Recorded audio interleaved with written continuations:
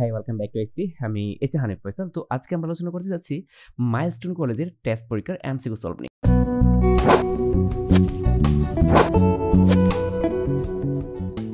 তাদের প্রথম প্রশ্ন ছিল, চলকের নামে সঠিক উদাহরণ কোনটি? চলকের নামে সঠিক উদাহরণের ক্ষেত্রে কয়েকটা বিষয় মাথায় রাখতে হবে। কিওয়ার্ড হিসেবে কখনোই ভেরিয়েবল ঘোষণা করা যায় না। This is a keyword, so এটা হতে পারে না। মেইন, এটা হতে পারে না। আরেকটা বিষয় হচ্ছে, ভেরিয়েবল নামের আগে কখনোই নাম্বার বসতে পারে না। তার মানে এটা কি ভেরিয়েবলের ঘোষণা নিয়মের মধ্যে পড়ে না। সো অ্যান্সার হচ্ছে A1, বাট এইটা এক্স্যাক্টলি কারেক্ট না, কারণ এখানে স্পেস দেখা যাচ্ছে। যদি পরীক্ষা এভাবে থাকে তাহলে অবশ্যই একটা না একটা কারেক্ট অ্যান্সার। তবে এই ক্ষেত্রে আসলে স্পেসটা না, নর্মালি হচ্ছে এটা A1, এটা হয়তো বা স্পেস দেওয়া নাই, বাট এখানে টাইপিং মিস্টেক হতে পারে। তারপর দেখো, উদ্দীপকটি পড়ো এবং 2 ও 3 নং প্রশ্ন উত্তর দাও। ফর C = C < 10 এবং C = C+1, অর্থাৎ এই টাইপের প্রশ্ন আমি তোমাকে বারবার বলছি যে আগের লুপটার মুভমেন্ট দেখো। তাহলে কি লুপ শুরু হচ্ছে কোথা থেকে? 2 থেকে। এভাবে সে 1 করে বাড়বে, 2, 3, 4, 5, 6, 7, 8, 9 এবং কি 10 পর্যন্ত যাবে। কারণটা কি, লুপে বলা হচ্ছে n এর মান বা অর্থাৎ C এর মান কি <= 10। ওকে, তাহলে কতবার যাচ্ছে দেখো? 2 থেকে 8 পর্যন্ত, অর্থাৎ সে 9 বার ঘুরবে। এখন দেখো লেখা আছে কি, প্রিন্ট আইসিটি ইফ C = 6, অর্থাৎ C এর মান যদি 6 হয় তাহলে কি লুপটা আর পরবর্তী স্টেপে যাবে না। এখন দেখো 2 আসবে, প্রিন্ট করে ফেলবে। 3 আসবে, প্রিন্ট করে ফেলবে, কারণ প্রিন্ট কিন্তু ব্রেকের আগে লেখা, অর্থাৎ সে প্রিন্ট করে তারপর এই চেকিংয়ে ঢুকবে। তারপর কি 4 আসবে, প্রিন্ট করে ফেলবে। 5 আসবে, প্রিন্ট করে ফেলবে। 6 যে সেও কিন্তু প্রিন্ট করে ফেলবে। কেন প্রিন্ট করে ফেলবে? কারণটা হচ্ছে দেখো, আগে প্রিন্ট তারপর কিন্তু শর্ত। তার মানে সে 6 প্রিন্ট করার পরে, অর্থাৎ ষষ্ঠবারের মতো সে কি করবে, আইসি লেখাটা প্রদর্শন করে ফেলবে, কিন্তু এরপরে আর কখনো সে মুভমেন্ট করতে পারবে না, অর্থাৎ সে 7 হতে পারবে না। তাহলে প্রোগ্রাম কতবার ঘুরছে দেখো?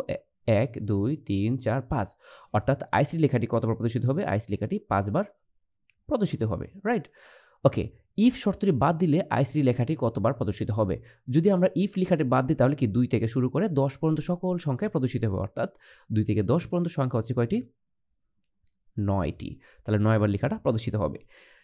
কোনটি ব্যান্ডউইথের একক? ব্যান্ডউইথের একক হচ্ছে বিপিএস, অর্থাৎ বিট পার সেকেন্ড।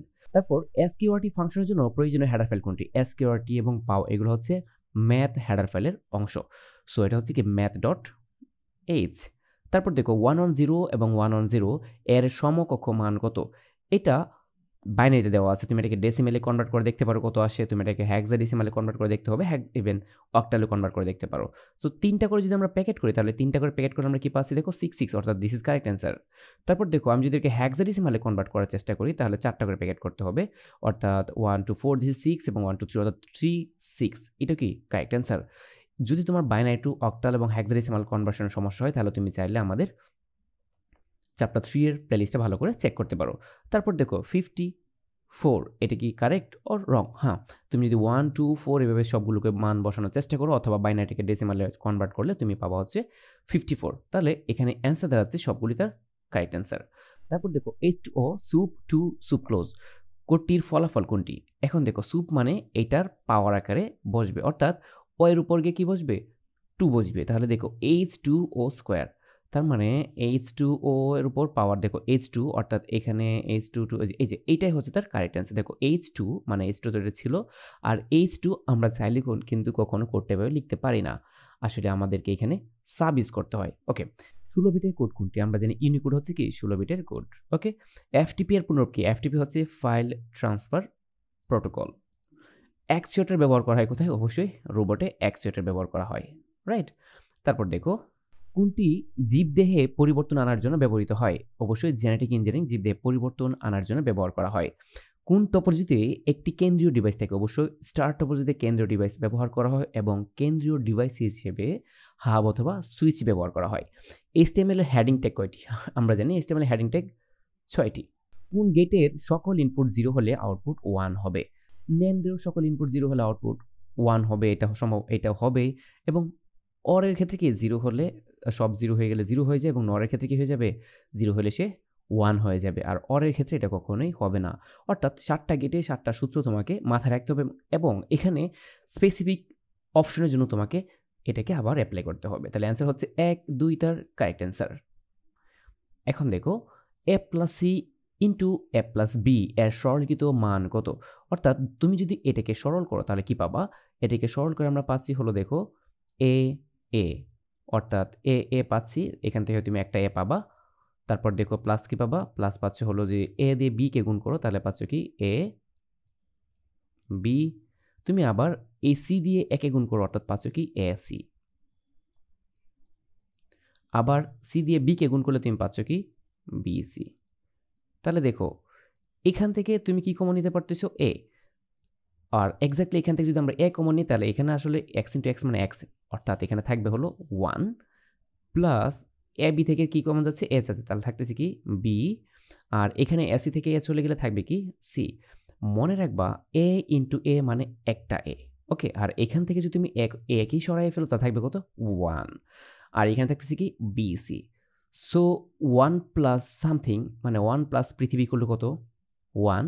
সো এখানে অ্যান্সার হচ্ছে এ প্লাস বিসি, এটা হচ্ছে কি তার কারেক্ট অ্যান্সার। তারপর দেখো ছবি যুক্ত করার ট্যাগের সাথে কোন অ্যাট্রিবিউট ব্যবহার হতে পারে। ছবি যুক্ত করার জন্য আমরা সবসময় কি ইউজ করি, সোর্স ইউজ করি, ওকে। ফেস কখনো ইউজ করি না, ফেস হচ্ছে ফন্টের, ওকে। আর বডি তো বডি, ওকে। তারপর দেখো নিচে চিত্রটি কোন মোডের। দেখো এখানে একই সাথে দুইটি ডিভাইসে ডেটা আদান প্রদান করা হচ্ছে, আর একই সাথে ডেটা আদান প্রদান করা যায় একমাত্র ফুল ডুপ্লেক্স মোডেই, ওকে। আর সিমপ্লেক্স হচ্ছে একজন দিবে অন্যজন সারা জীবন রিসিভ করে যাবে, যেমন রেডিও টেলিভিশন। হাফ ডুপ্লেক্স হচ্ছে একই সাথে ডেটা আদান প্রদান করা যাবে না, তবে ডেটা উভমুখী, যেমন ওয়াকি টকি, ব্লুটুথ, ওইগুলো হচ্ছে হাফ ডুপ্লেক্স।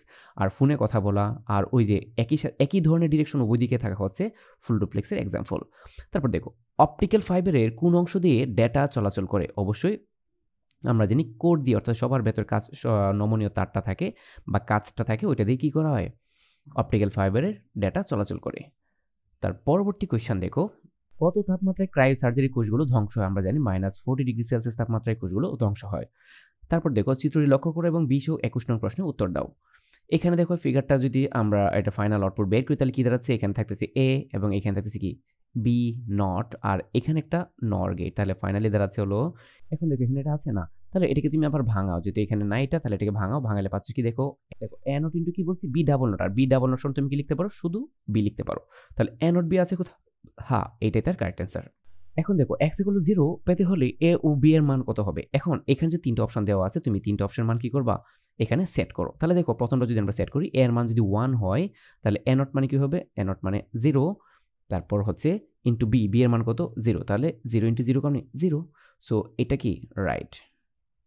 তারপর দেখো a এর মান 0 বসাও, a এর মান যদি 0 বসাও তাহলে a নট মান কত হবে, a এর মান 0 বসালে a নট এর মান হচ্ছে 1 আর b এর মান হচ্ছে 1, তাহলে 1 × 1 কত 1।